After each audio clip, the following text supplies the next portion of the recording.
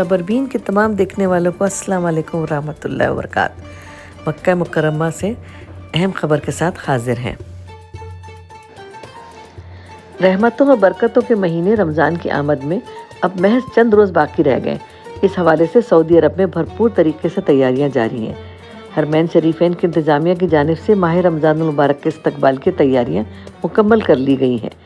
انتظامیہ نے مسجد الحرام میں کی جانے والی نئی توسیع میں 5G نیٹ ورکنگ کا کام مکمل کر لیا ہے۔ دوسری جانب مکہ مکرمہ میں رمضان بازاروں کے سٹالز کی بکنگ شروع ہو گئی ہے۔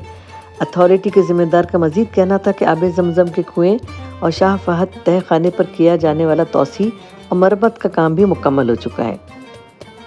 توسیعی اور ترقیاتی منصوبے کے لیے وزارت مالیات، وزارت ٹیلی کمیونیکیشن و انفارمیشن ٹیکنالوجی اور رائل کمیشن مکہ مکرمہ مشاعر مقدسہ کے تعاون سے کیا گیا ہے۔ ترقیاتی امور کا مقصد ماہ مبارک میں آنے والے عمرہ زائرین کو ہر ممکن سہولت فراہم کرنا ہے تاکہ انہیں کسی قسم کی دشواری کا سامنا نہ کرنا پڑے۔ واضح رہے، آب زمزم کے کنویں پر کیے جانے والے ترقیاتی منصوبے سے کنویں سے نکالے جانے والے پانی کی مقدار کا ریکارڈ رکھنے کے ساتھ ساتھ حاصل ہونے والے ڈیٹا کو شاہ عبداللہ بن عبدالعزیز آب زمزم پلانٹ تک براہ راست منتقل کرنا ہے۔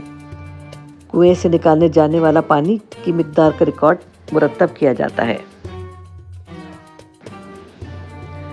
دوسری جانب مسجد الحرام میں ساؤنڈ سسٹم اور 5G نیٹ ورکنگ میں بہتری لانے کا مقصد مسجد الحرام میں منعقد ہونے والے درس و تدریس کو منار الحرمین اپلیکیشن کے ذریعے دنیا بھر تک منتقل کرنا ہے، جس سے لاکھوں افراد مستفید ہو سکیں گے۔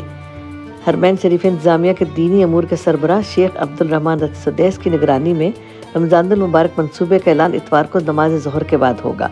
اس مقصد کے لیے خصوصی تقریب آج اتوار کو 1:45 پہ حرمین شریف انتظامیہ کے صدر دفتر مکہ مکرمہ میں رکھی گئی ہے۔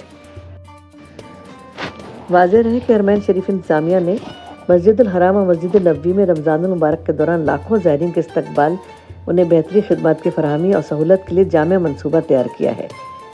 شیخ ڈاکٹر عبد الرحمن السدیس سے مسجد نبوی کے ائمہ نے بھی ملاقات کی ہے۔ ملاقات کے دوران مسجد نبوی کے ائمہ کے فرائض اور پیغام کے حوالے سے تبادلہ خیال کیا ہے۔